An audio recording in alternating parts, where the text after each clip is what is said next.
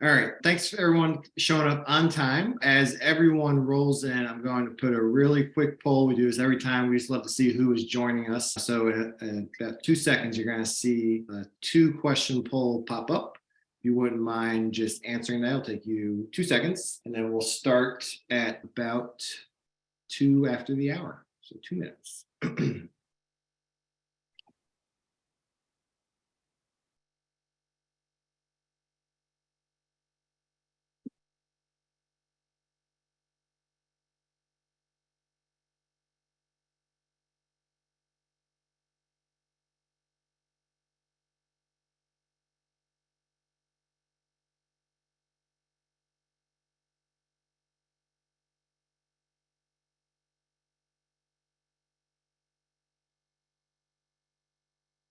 All right.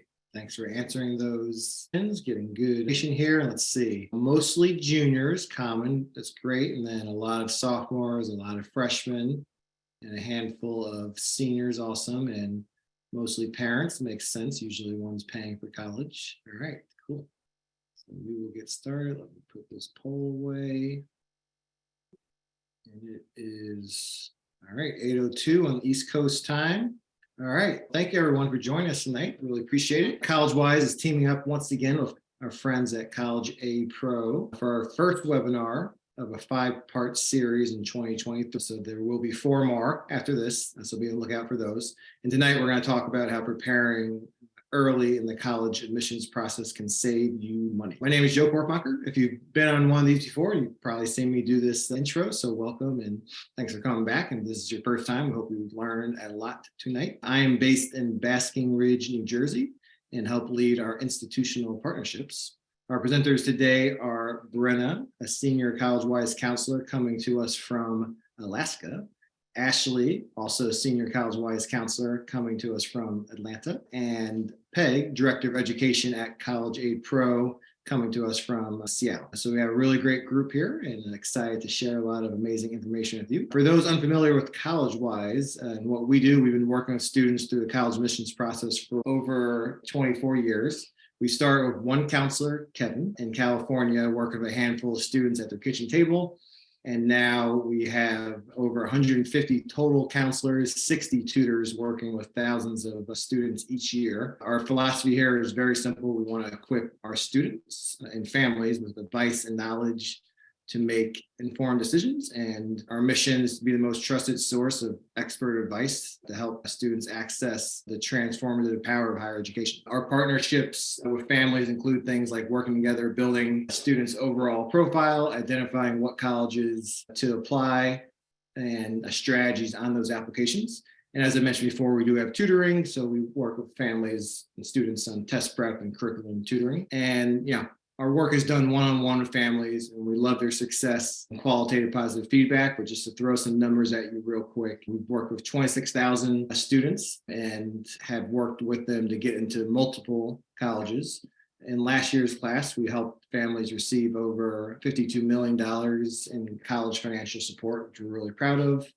And 90%, 9 out of 10 of our families will recommend us to their friends. And we have over 500 plus years of combined admissions experience from our counselor, most of whom have come from the college admissions side, like Brenna, or the college counseling side in high school, like myself and Ashley. And in addition to helping families navigate the world of college admissions, we love to team up with industry leaders to provide help in areas that we don't specialize in, which is why we partnered last year with College Aid Pro and are doing that again for a series of webinars this year. So throughout this webinar, just a couple of logistics, I will be in the Q&A section on the bottom with my colleague Meredith, who is coming to us from Columbus, Ohio. Any questions you have, drop them in the Q&A, and Peg will also try to answer some when she's not speaking in there as well. So not the chat box, but you'll see at the bottom a little thing that says Q&A. Any questions you have, put them in there. We'll try to answer them for you throughout the webinar. And then at the end, if there's some time left, we'll throw it live to the presenters to answer for you. So Q&A, put them in the bottom if you have any questions. And with that, we're going to have Peg start from College Aid Pro. She will talk you through what College Aid Pro is, and then how you can use their service to help in various ways, and then move over to the Collegewise counselors, Brenna and Ashley a little bit later. All right, with that, I'll pass it off to you, Peg. All right. Welcome, everybody. So as Joe said, my name's Peg Keogh. I'm the Director of Education at College Aid Pro. Basically, our mission is literally to end the student loan crisis by empowering families to shop smarter for college. And you'll understand a little bit more what that means probably by the end of my talk. But the focus tonight about why it's important to jump on this early is awesome because it's a talk track. I've been a little bit about my background. I was in the financial industry and I have twins. So when my kids hit high school, I did what probably a lot of you guys did. You start thinking about, all right, I got to get my hands around college, right? I've been trying to save, but now how does this whole thing work? And I was just really shocked at how much different it was. More complex, more stressful than when I was a kid. And I just had this aha moment of, hey, I can take my financial planning background and what I've learned with my kids and just really focus on this. And so that's what I did. I started my own business. I got to know the guys at College Aid Pro, actually was beta testing the software with them, used it in my business, and then joined them in 2021. So that's a little bit about my background. Probably the best thing about me for you is that I'm a parent. I've been through this. So I know where you are and you'll get through. And honestly, the more you understand about this, especially on the financial side, it's just really power. It gives you leverage. It helps you be proactive. And that's the biggest thing about starting early. The more you know about financial aid, which is, I'm going to give you a super high overview tonight about financial aid and how it works. And then the next step, I'm going to show you how you can see where you fit. And if you understand that when you start building a list with all these great people at CollegeWise, and you understand the affordability piece, it's just a perfect marriage with the academic, personal, and financial fit. Right. So let me get started here. So you all received an email. So if anybody went in and established their free MyCap account at this link, mycap.collegeaidpro.com, hopefully you can have that open on another computer while you're watching me, because when I go into the software in a little bit, you'll actually be seeing your EFCs and you'll be on your dashboard. But I'll go over at the end that I encourage everybody to set that up, and it'll be even more evident when I'm done here. Like I said, let's jump in and just talk about how financial aid works, because it's counterintuitive in a lot of ways. So basically, we all know about these high sticker prices that have been going up for decades, right? But all these colleges are on sale. They're all discounting. And they do that in one of three ways. They offer what's called need-based grants. And as the name says, it's based on financial need. And I'll talk about that in a minute. That's free money. That's endowment money from the colleges. The second bucket is merit-based scholarships. So that's the flip side, not based on need. It's given out by the Office of Admissions. Bill Gates's kids can get merit-based scholarships. So, but it's the same in that it's endowment money, and that's what you want to capitalize on, these two buckets. Hopefully, that's what we call the gift aid, the free stuff.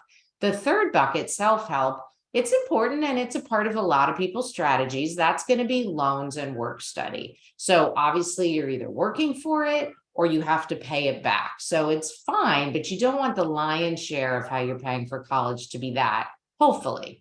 But these are the different ways that the colleges are basically discounting what we call the cost of attendance or sticker price. So what they do on the need-based aid side, so they'll either offer need-based aid or merit aid or both. So on the need-based side, what they're going to do, there's a very simple equation. There's something called the cost of attendance. So that's the tuition and fees, room and board, books, travel, and personal expenses. Those are the typical line items. For kids, I know that we have a few senior parents. For your kids that are going to start this fall, that official number will come out in June or July. And that's the whole enchilada. That's what the whole thing costs. They take that number, then they calculate something called an expected family contribution.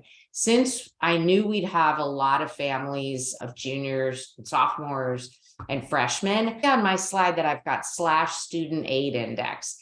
We're not going to get in the weeds on this here, but that's going to be the new name for this figure. Same concept. It's just going to have a new name. So I don't want you to get thrown if you see that in the media and wonder what it is. It's basically the same thing. This is what the colleges think you can afford to pay for 1 year of college. Most parents, when they see this number, are shocked at how high it is. It's good to know what that number is, not because you can drastically reduce it. You might be able to change it, but just so you know and you understand where you fit, like I said earlier. So that's why you submit financial aid forms. You junior parents, that's coming up in October. Those forms are going to go live and you're going to submit them. This EFC/SAI is going to get calculated, and that's what they take to subtract from the cost of attendance to figure out your need. So if you have an EFC of 100,000, thank God no schools cost that yet. You don't have any need. But if you have an EFC of 40,000 and the school costs 80, you have $40,000 of need. And the school will meet that, not 100% necessarily, in different ways with some of those buckets that I just talked about. So a little bit about the EFC and what makes up the EFC. There's assets, non-retirement assets only. So 401ks, 403bs, Roth IRAs, I always get that question, and traditional IRAs, those are all retirement accounts.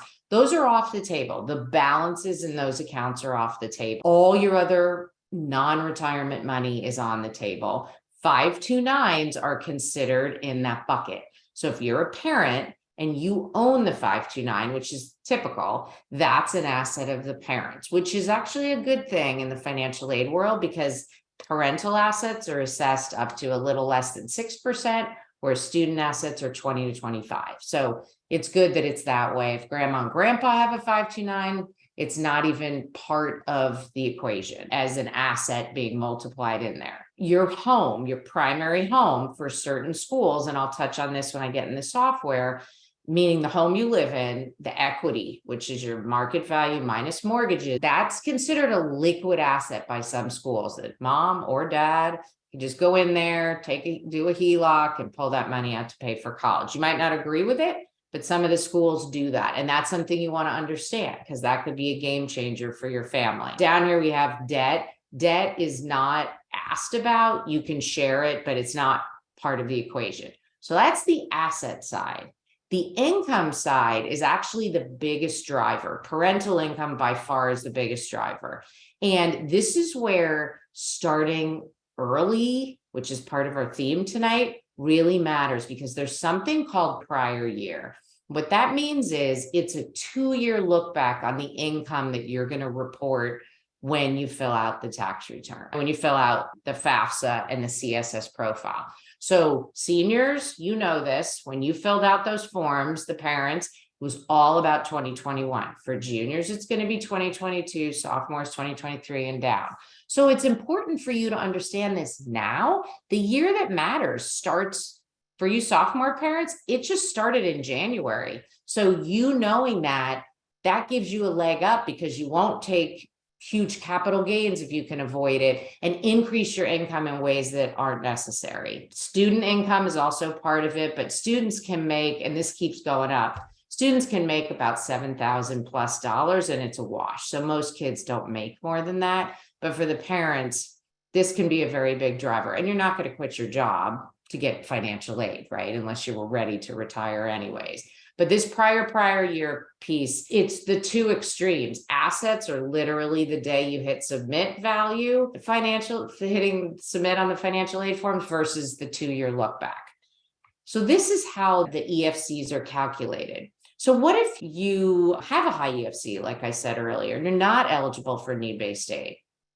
That's where merit aid comes in. So if you have a child that has good grades and test scores, that's typically what it's based on, but it could be talent, it could be leadership. It just depends on the school. And some schools give some really nice merit aid. And when I say that, I'm talking 5 figures a year. We're talking that I've seen, it's not common, but I've seen at some schools $35,000 a year, but $10,000, $20,000 a year is very common. And what's awesome about merit scholarships is they're almost always offered for all 4 years. So when you're planning and doing that 4-year cash flow, which I strongly encourage everybody to do, you can put that in there every year, whereas need-based aid can fluctuate with your financial situation. But There are some schools that just don't offer merit aid. That's just their policy. So the Ivies, the Williams, the Vassars of the world, Stanford, there's no student on those campuses walking around with a merit scholarship. They're wonderful with need-based aid, but they don't offer merit aid.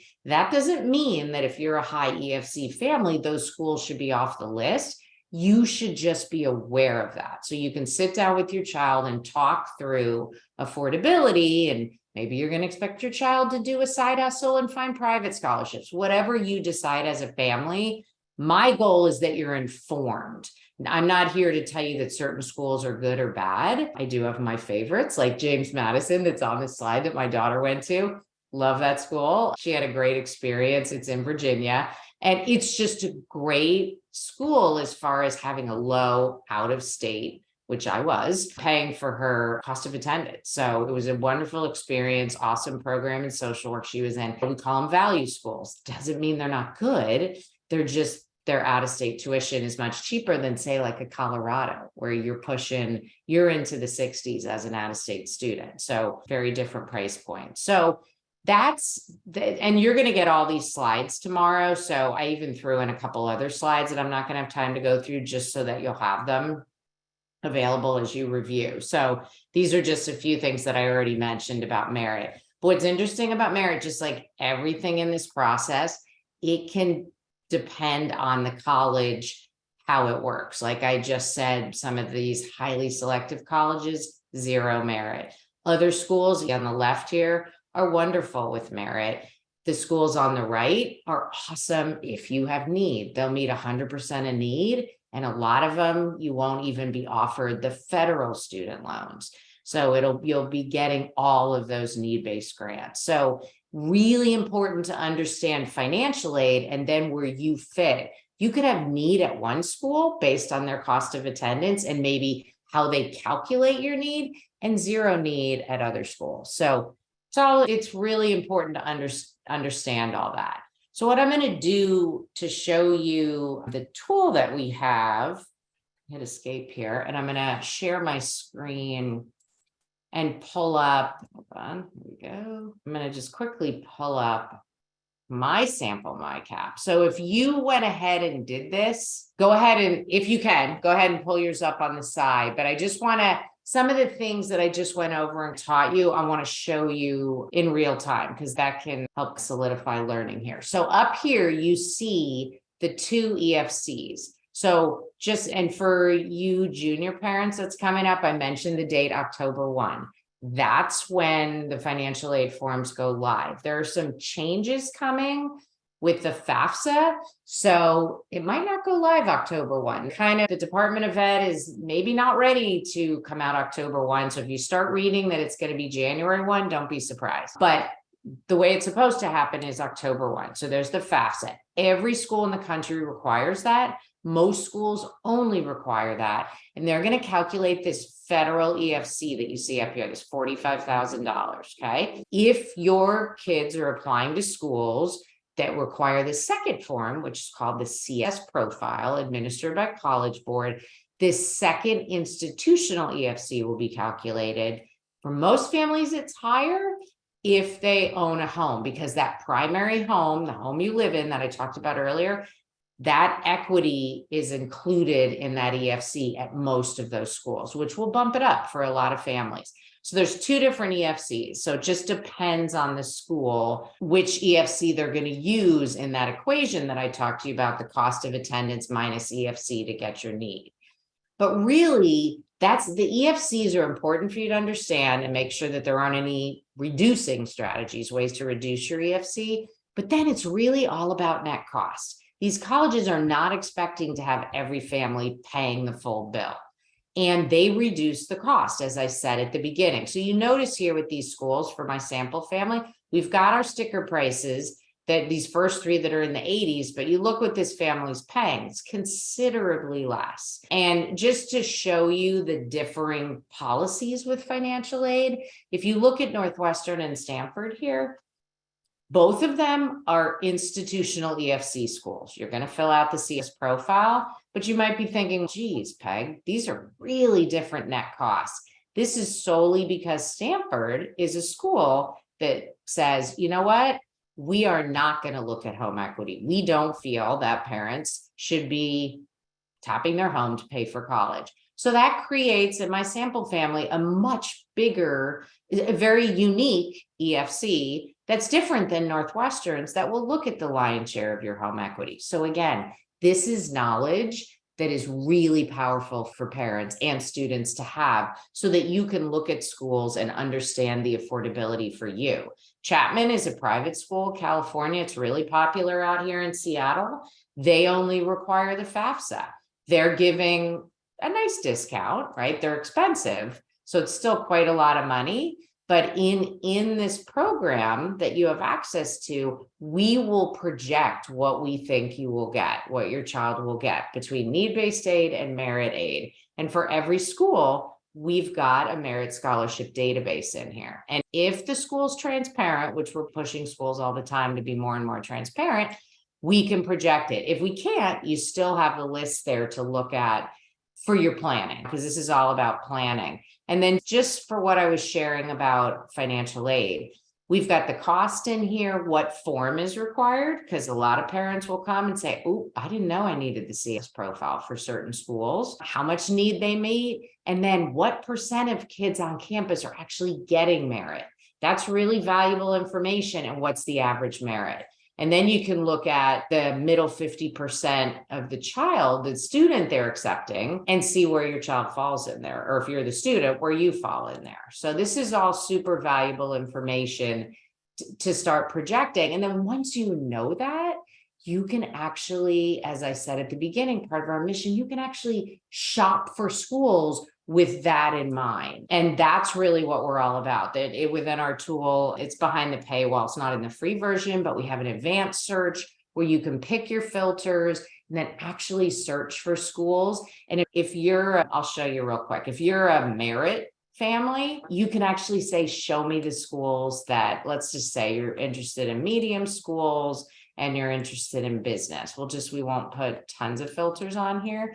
So then we're going to end up getting a list of schools throughout the country that are that size, that have that major. But then you can say, you know what, we don't want to pay full price. So let's look for the schools that have the best merit for our child, or if you're the student, for me. And then we're going to organize it that way. So this is for you based on your grades and test scores, not just a general list. And then you can see all of that. So you can say, oh, I haven't heard of that school, or Hofstra. I've heard of Hofstra. I live in DC. That's not too far away. Hey, I'm going to pop that on my list. They're projecting a $30,000 merit award. So that's a $120,000 discount off the cost of attendance. So I strongly encourage you to understand this for your family. Hopefully what I've shared so far gives you some visibility into what I affectionately call the crazy world of financial aid, because there's just a lot of stuff that it is nutty the way it's set up. But if you understand it, when you visit, which I know these guys are about to talk about, you'll know the questions to ask, admissions, financial aid. They have really nice marketing at these colleges and universities, and you'll be able to ask questions to get to the meat of it for your family. And trust me, from parent to parent, if you get your arms around this and then you sit down with your kids and you set expectations around what you're willing to pay, it just makes all the difference. You don't have the friction and a lot of the issues that I see families having because they get to senior year and they get letters from the colleges, and then they do a big gulp and say, oh my gosh, how are we gonna pay for this? And you don't need to do that. You really don't. You want to look at affordability like we have here. What's the 4-year cost? What are you bringing to the table? And what's that delta, right? $120,000, that's a big chunk to come up with, versus Stanford that's zero, versus Northwestern that's manageable. You really want to watch. Obviously, we all know that we have a student debt crisis. Okay, I'm going to wrap up now because I don't want to bleed into Ashley and Brenna's time. So just real quick, I want to share my screen and pop over here, because if I did my job tonight, you're going to keep the ball rolling. That's what my slide says. This is just this is our website. If you're a DIYer and you're like, okay, I've learned a few things from Peg tonight, I get it. we have tons of free resources. We have the MyCap software, and I'll put the link in once I'm done speaking. We have free office hours every other Monday. Just did them yesterday. You sign up once, it's a recurring webinar. You can pop on, ask your questions, listen to other parents. We have a Facebook group. We have a YouTube channel. Everybody should take advantage of all of this. There's just tons of free information that we're constantly putting out. If you're thinking, all right, I'm going to get in there in MyCap, but I'd love to just talk to somebody who can, for an hour, give us a lay of the land, what it means, what kind of school should we be looking at? Why does this school look this way? Whatever it is, just to give you peace of mind so you can move forward. We have a team of college planning experts, myself, Matt Carpenter, who's come on here before. We have people that are directors of financial aid at Harvard School of Medicine, at MIT, that just consult with us on the side because they love working with families. So we have people, they've all been around the block. So we always reward people that listen to us live. So you'll see that coupon code there, WISE20, that will give you 20% off if you book a meeting, or if you just upgrade our platform, whatever you want. And that's good through tonight. We'll give out slides tomorrow and there will be a discount. It won't be as good as that. We like to reward people that are on live, like I said. The last bucket is really, and usually people in this bucket self-identify. They're like, oh, I'm overwhelmed. I have so much in my life. I don't want to focus on this, but I get that it's important. I want somebody to walk me through. And that's our Wake Me When It's Over. You will literally be assigned to one of our college planning experts who will walk alongside you through this whole thing, the appeals, the awards, filling out the financial aid forms. You will be guided very closely through that. So you can use the WISE20, and I'll put a link to this in the chat so you can click on it. And that coupon will give you $500 off. With the meeting, you can always just buy it tonight. You don't have to book anything tonight. But if you want to grab the discount, you can do that. But if nothing else, please get in the software and take advantage of our free resources, because keeping the ball rolling, don't just put this on the pile. Everybody's got busy lives. And then think about it second semester, senior year, because it creates a lot of stress. So I hope you learned, I hope you took away a few tidbits here. And I'm going to pop in the Q&A, see if I have any questions, and I'm going to stop sharing here and turn it over to you guys. Thanks so much, Peg. And that was amazing stuff. I always learn a lot and learned even more tonight. I've been doing this for 14 years, but that was great. And Peg will jump off screen, I think, or she's going to stay on, but we'll jump into the Q&A section. There's a lot of very technical questions, Peg, that we'll let you handle. So thanks for putting those in there, and you guys can continue to do that. We have another 30 minutes to share some amazing information with you. So invite your friends, your family, tell them to come on over to this webinar. We got 30 more minutes. With that, I want to pass it off to Brenna. Take it away. Thanks, Joe. All right, everyone. So we're going to shift gears a little bit and talk to you about the college search process.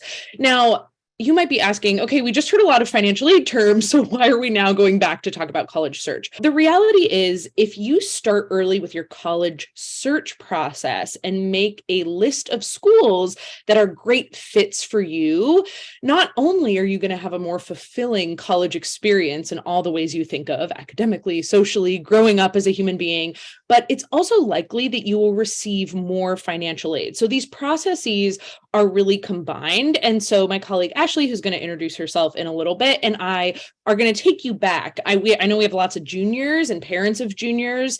This is a great time to really start diving into college research so you can find the schools that are best fits for you academically and socially, but also financially. We are going to walk you through some steps. Step one is really about knowing the terms. Peg just went through a lot of really great terms for you. So financially speaking, try to get a good grasp on these. I know you're going to get Peg's slide after this, but most colleges, the thing that I want you to take away is don't be scared off by the sticker price of a college. So let's say you're researching a school, it's a private institution out of state, and they say, hey, it costs over $80,000 a year to go here. Many of you might be like, absolutely not, close the tab, let's research somewhere else. But I don't want you to automatically be scared off of the sticker price. Peg just talked through this a little bit. The tools that they have at College Aid Pro can really help you think about this. But basically, the high level is that colleges do calculations to give you financial aid. Some of it is based on your family's demonstrated need. Some of it might be based on your talents or merit aid. Some colleges meet all demonstrated needs, some don't. There are lots of different policies out there. So the first thing that is important to do is to go to the college's financial aid website so you can understand their policy. If you're looking at an Ivy League school, you're going to see that they only give need-based aid. They don't give any merit aid to any students. So maybe based on your family's financial situation, you're going to have to pay $80,000+ a year, but maybe not. So it's important that you understand the terms and you go to the college's financial aid website or use tools like the CAP tools to figure out what it might cost for you. So you do that, and then you need to take a step back and say, okay, I understand how to think about what a college might cost for me, but how do I even find a college for me? Like, where do I start that process, particularly if I can't go around and visit schools all over the country? So you need to first start with yourself. Finding a great fit college is about finding a place where you will be able to grow and thrive as an academic and as a young adult. And so you want to start by thinking about, who am I and what are my priorities? So at a very high level, of course, we all know that we want to think about financial accessibility. Budget, like Peg mentioned, is a really good thing to have in your mind when you start this process. Of course, college is about getting a degree. So you want to look at their academic programs, right? You want to look at campus size. Are you someone in high school, or is your student someone who learns best in really small environments where they can have small group discussions? Or do they thrive in larger environments where they can listen, process, take notes, and then break out later? So thinking about how big a school is, thinking about location and environment, of course. Do you want to be within driving distance of home? Do you want to go thousands of miles away on an airplane? Looking at extracurricular and experiential opportunities are also really important. Sometimes people get really focused on one of these things, but they are all important to making a college a great fit for you. Though for some of you, location might really be a priority, and others, you'll be looking all over the country, all over the world. So think about, who am I as a student? What have I learned? What sort of environments have I learned best in high school? And then what do I want to get out of my college career? So you do a little self-reflection before just diving into college research. But once you have a sense of some of your priorities, then you're like, okay, great. I know my budget. I know who I am and what sort of things I might want in a college. But where do I start? Maybe there's only one college around you. Maybe you grew up in Alaska like I did, and you definitely do not want to stay in state to go to college. You go to the internet. And this is actually what I did when I was looking for schools. And so starting by Googling, I know this is a really obvious piece of advice, but as counselors, Ashley and I both do this, where a student will say, okay, I want to study UX design, user design, and I want to be in a school that is on the East Coast or Mid-Atlantic, near a big city, but not in one. Now, I think I'm a great counselor, but I don't have a list of every single college in the United States in my head. And so just Googling some of your parameters can help you find some colleges. But these are some of my favorite tools as a counselor that I use with my students. Big Future is a College Board product, and it's like a little quiz where you can put in, this is the size I want, or these are the majors I'm interested in. I'm interested in religiously affiliated colleges or all women's colleges, some of these big things, and it will shoot out a list of schools for you.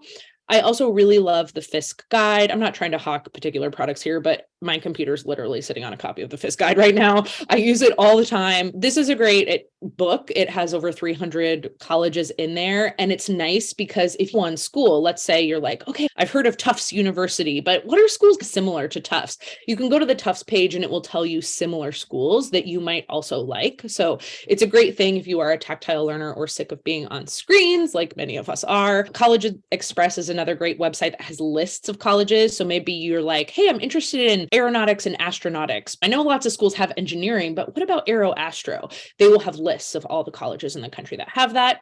And the other thing is to check your email and your snail mail. I know as a student, as an adult, Anyone living in this world gets a lot of emails, and we don't read all of them. However, if your student has already taken a PSAT or an SAT or an ACT, they are likely getting emails from colleges already. So sometimes it might just be opening up your inbox, seeing who's in there, and being open-minded to schools you've never heard of. And that's one of my biggest pieces of advice as you start this process, because it is very easy to say, okay, I've heard about Harvard, MIT, right? Or any of the colleges that are very close to you. I live in California, so I know the UCs and the Cal States. What else is there? Be open-minded. Take some time to research colleges that you've never heard of, because you never know what you might find. That's actually how I found the school I went to as an undergrad. Literally, big futures quiz, had never heard of it, shot out a name, applied last minute, got in, and it totally changed my life. So be open-minded, and then talk to people in your life, your school counselor, other adults, and this can help you learn about what is out there. So that's where you start. But now, if you're like, okay, I have a list of schools, but I can't go and fly all the way across the country, how do I learn more information that's actually going to help me not only understand the school really well, but also make sure it's a school that I am well matched with to potentially increase the amount of aid that I get at that school? So I'm going to let Ashley jump into that and give you some details. And before she does that, I'm just gonna do one thing here as Ashley gets settled. So we have about just under 20 minutes left. Keep the questions coming in the Q&A. And then again, if we have a few minutes at the end, we will absolutely let the presenters answer them live. I want to just let you know that obviously at CollegeWise, our best work is done one-to-one with families. And if you're at all interested in working with an amazing counselor like Ashley and Brenna, who lives in Alaska, actually works with my neighbor who lives in Basking Ridge, New Jersey. So you don't need to be in the same state. Zoom helps with that. But I'm going to put a quick poll, take you 2 seconds again. It's just one question. And it's just going to ask you if you want to learn more about CollegeWise and what our services and pricing and logistics look like. If you hit yes, all that's going to happen is that you'll hear from a program advisor in the next few days that will ask you if you want to set up some time to talk. And you can say yes or no, and then go from there. And that's that. I'll let that live up there, and we'll hand it off to Ashley. Thanks all. All right, everyone. So glad to be with you this evening. So thank you to Brenna for starting us off with our college research conversation. To tell you a little bit about myself and where I'm joining you from, my name is Ashley Meyer, and I'm in Atlanta, Georgia. Most of my career has been in the Southeast. I started at the University of South Carolina, attended undergrad there, and fell in love with college admission as a tour guide. Loved talking about higher education and telling students about all the incredible things you could do as a college student. I loved talking about college so much that I transitioned to working in admission at Georgia Tech here in Atlanta, just about 2 miles from where I live. I worked at Georgia Tech for many years, then got my master's in higher education from Harvard's Graduate School of Education, and came back to work as a college counselor at a private school here in Atlanta. So that has been my path. And then I joined CollegeWise soon after and get to work with students all over the country and the world to help them with this college conversation. I do all of my work with students virtually. I don't meet with students in person. I'm an online counselor. And that is part of why I'm so passionate about this conversation of being able to do college research online. There's so much available to be able to get to know schools and make sure that you're looking at a great list of schools for you as a student, or if you're a parent, helping your student to identify schools to research. And the process I want to talk you through is all about efficiency. We're going to talk about college research. Once you have this list that Brenna described, getting a good long list of schools that look interesting, you've looked at the FIS guide, you figured out your crossover schools, you've done quizzes to figure out lists that meet most of your parameters. Now we're going to dig in and see, okay, are those even a good list? Are those schools that we're interested in? And this is the process I would take you through as a counselor to get to know those schools and to narrow down the list. And the metaphor I'll use is if you're looking for maybe a new coat or a new pair of jeans, how you might do that if you're walking through a mall. If you're not doing, it feels very 1990s to be walking through a mall to find a pair of jeans. But so first what you would do is window shop. So we will look at colleges in a window shopping manner. So the first thing I would definitely encourage you to do is look at the website. The list of majors at every school is going to be the first place that I go with my students. I might have a student that's interested in being I actually right now have a student interested in being a band teacher. So when we just go to and make a list of all the schools that have education programs, we are then actually going to that list of schools and looking at the list of majors and realizing, okay, this school, you can be an education major and specialize in chemistry. You can be an elementary ed major, but you can't actually be a band major here or band teacher, educator here. So this list of majors is very important to go in and see, are they actually going to teach what you want to learn in college? That's step number one. When you actually are a student at college, a major, that's going to be the focus of most of your courses. And major courses are going to take up about half of the classes that you take in college. The other half of classes will vary based on the school that you go to. And generally, this is what we describe as the general education or core curriculum classes. And the core curriculum can go from very strict. The strictest core curriculum I could think of would be a place like St. John's College in Annapolis, where there are no choices about which classes you take, and everyone gets the same major. So the core curriculum is essentially the entire major at the school, all the way over to a different kind of school like Brown University or Hamilton College. These are schools that don't have a core curriculum. They have what we call an open curriculum. So you have your major, that's the focus of your courses, but then otherwise you could just get to take whatever class seems interesting. And so many schools, I would say the majority of schools fall somewhere in the middle there, where you'd have 5 to 7 classes that would be your core curriculum that fulfill the classes that the college wants every student who's graduated from that school to say they've taken. That might be an English 1 and 2, a history class, world language, etc. The school website is also going to give a great vibe of the personality of the school by seeing what they're promoting, what kinds of news articles are coming out. You can imagine very different articles coming out for different schools, such as professors winning Nobel Prizes in science. That might be at one school, where another school may be promoting art performances or gallery openings. And many schools will be promoting all of these things, but you can get the vibe of whether a school is more of a creative feel, more politically active, more environmental, just from their website. And then you can also see what events are coming up on campus. Who are they inviting to campus? The people that are, if the events that are happening on campus seem interesting, that might be a great sign that this is a good school to look at. The next thing that I think is so neat when you're looking at schools is the ability to get to know the area of a school and get to know the space around a school without visiting.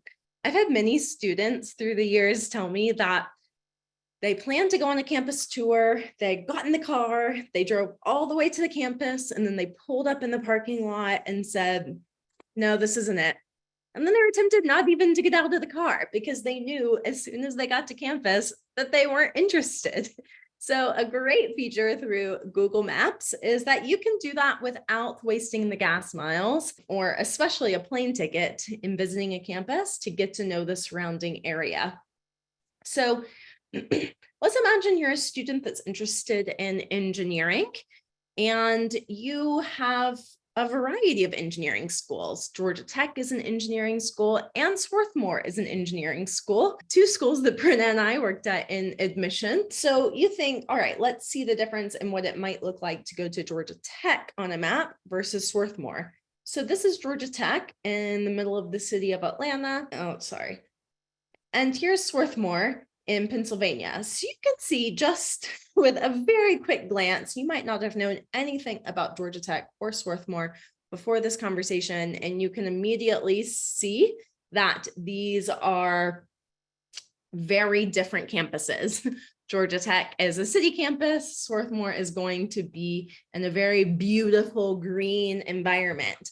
As a student, you may want one or the other, and you can see this without having to go visit campus. You might then see, okay, I am more of a city person, so I want to look around Georgia Tech. You can take the little campus map guide, put it on the map, and then walk around campus without ever going. So this is a GIF, so it's going to keep repeating over and over again. But with this tool, I take all of my students on tours of their favorite college in my first college research meeting. So I can show them what their campus is going to look like once they arrive. And one of the nice things about this Google Maps option is you can then also go off campus. You can go to the areas around campus. If you're a senior right now and you're starting to get offers and you're trying to decide which dorm to live in, you can pull up the dorm, pull the little campus or pull the little map guide down. I'm sure there's a more official name for that. You can pull the map guide down and look around the dorms and see if it's a place where you would enjoy living, see if it feels nice and comfortable for you, and then move on from there. So as you can see, Google Maps has so much to offer for this first level of trying on a college. Every school in COVID also created virtual tours. Virtual tours are going to be a really nice, low commitment way to get to know a school. To be clear, there are two different kinds of virtual tours that we're talking about. I'll mention a second in the next section of getting to know a college, but many schools will have a virtual tour that you can just click on and then just click around the campus, and it's pre-recorded. It's easy to get to know the school. And this kind of virtual tour, it would not be at a specific time or with a real live person. This is just pre-recorded. So this is going to let you get to know a little bit about the school from that kind of try it on or the window shopping level. So once you've looked at your large list and you've started to narrow it down, maybe you've gone from 15 schools down to 10 schools. Now would be a time to dig in a bit more on each school and really get to know if they have what you want and if this is a place that meets your qualifications for what would be a strong college option. So Brenna talked about the FISC guide to colleges, and I use it in two different ways. She talked about the fact that you can do overlaps. You can find the list of schools that are like the school you're looking at. So right now I'm at University of Glasgow, which are the crossover lists. This is what I would do is for the first level and making a list. And then once I get to this browse the aisles level of colleges, I would actually read the book. There are 2.5 pages for every school listed in the FISC guide. And that can give you such a good overview of what are the strong academic programs, what are the special opportunities this school has to offer, and what do you need to watch out for as a prospective student? Secondly, there are going to be great online sites. They can give you overviews of specific academic programs. If you're interested in business, Poets and Quants is an amazing website to go and understand what each business school has to offer. And a couple of other sites like College Scorecard, the Social Mobility Index, these can let you see different features of schools to make sure you're making a good decision with your money. Brenna was talking about actually opening emails and opening the mail that you get at your house. This is the time. If you're starting to be interested in schools, you want to open their emails and see what they have to say. And this is also a good time to start following schools on social media. And I'll say a bit more about that in a second. As Peg and Brenna have both said so clearly, college is an investment. This is a purchase that you're making. So much of college and the conversation about college admission can feel like you're just hoping they will pick you. And that's such a small piece of it. A much bigger piece of it is that this is a massive investment of both finances and time that you're making in your future. And so these are the questions I would start to dig into to figure out, is this a good investment for me? What is happening at and around this university? Look at the university news page, see what stories are coming out. Does the leadership seem stable? Are the students happy? You can get to see this through the student newspaper. Especially right now, I would also be looking for public schools. What kind of conversations are happening around public control of the universities? I won't say more there, but I think depending on the state you are in, the level to which the government is reaching in to control parts of what universities are teaching is varied. And it's important to know what you might be getting into with the schools on your list. The second thing would be, what kind of classes would you be taking at this school? What degree plans do they offer? Are they Bachelor of Science degrees? Are they Bachelor of Art degrees? You can also dig in and see exactly which classes would you be taking to get this degree at the school. And then the third big area I'd be looking at is, how is this school taking a student who's 18, 17 years old, and then 4 years later, sending them off into a career or graduate school, specifically career services. The career services website is great to look at that, considering what kind of alumni network exists, what research opportunities and study abroad are there. These are the things that students are going to do during undergrad that are going to prepare them for their career. And so earlier I talked about the virtual tours, which those are where you can just click around and get to know a school really quickly.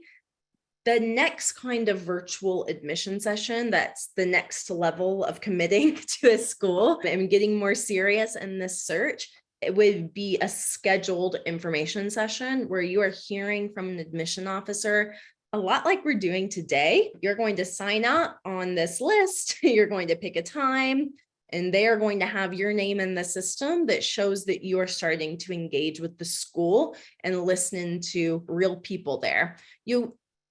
Pretty much every school I've looked at has these options available, and you can do different types of programs, from a virtual campus tour to a student panel. I would really encourage you to start to do at least one of these for every school that remains on your list after you've gone through these big questions.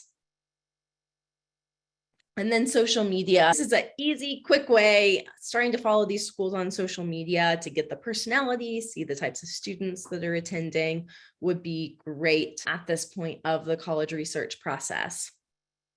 And then the last step here is to try on the school. To continue in the shopping metaphor, it's time to put it on and see how it feels. And there are some different ways to do that, but the big thing I'm going to encourage you to do at this point is to engage with the school. Take advantage of any opportunities the school has to interview with current students or admissions staff. See if that school is visiting close by where you live. Obviously, in bigger cities, this is going to be easier than in smaller or rural parts of the country, but look to see if schools are visiting at college fairs nearby. It's great to go up and actually meet the admission officer in those cases. And if you can also go and attend any academic info sessions online, this is a great opportunity to get to know. You might be interested in business and not engineering. And when you go to one general info session, you hear about little bits of everything. So it's great to dig in and actually do a business info session or a College of Sciences info session to get to know what the specific and special opportunities are within the academic departments at each of these colleges. I do want to say a word here that this is the point at which it is important to start to show some demonstrated interest in these schools, because the schools that consider demonstrated interest, this is a very easily Googleable fact, schools that and demonstrated interest, just to say quickly, that is when a school looks at how interested you are in whether they will admit you to their programs, admit you as a freshman or a transfer student. Them considering that will often be them looking at how much you've been doing these things that we've already been talking about. So if you follow this path of getting to know the school and engaging with them, that is the demonstrated interest they're looking for. It's so easy to do all of these different online programs. Of course, it takes time, but it doesn't take dollars. And that's what we're here to do, is find the quick and easy ways that are low cost for you to get a lot of value out of your college search. So that brings us to the end of the presentation today. We hope that you have been able to find how to look at how much a school is going to cost and then narrow down the schools for you to apply to. Thanks for attending. I'm going to turn it back over to Joe to wrap us up.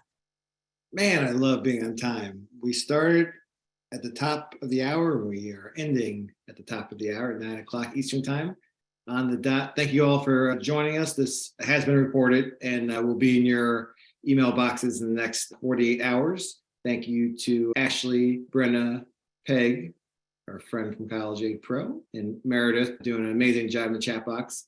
And thanks, Peg, for answering all those questions, financial aid questions in the Q&A. Sure. Hope you enjoyed this all. We are doing 4 more of these on various topics, College-wise and College Aid Pro. So be on the lookout for those notifications and have an amazing rest of the night. Bye, all. Good night, everybody.